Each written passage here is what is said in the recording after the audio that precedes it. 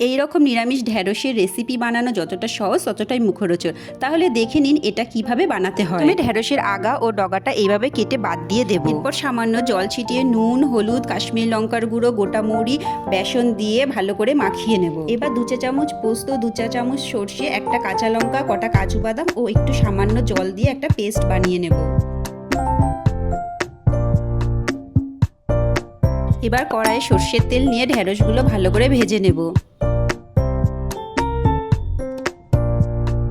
আর ভাজা হয়ে গেলে ওই একই তেলে দিয়ে দেবো কালো জিরে, হলুদ গুঁড়ো, নুন, কাশ্মীরি লঙ্কা গুঁড়ো। মশলাগুলো জ্বলে যাওয়ার আগেই দিয়ে দেবো টমেটো।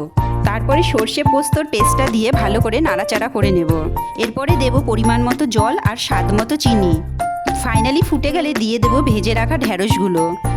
আর ফিনিশ করবো ধনেপাতা ও কাঁচা লঙ্কা দিয়ে।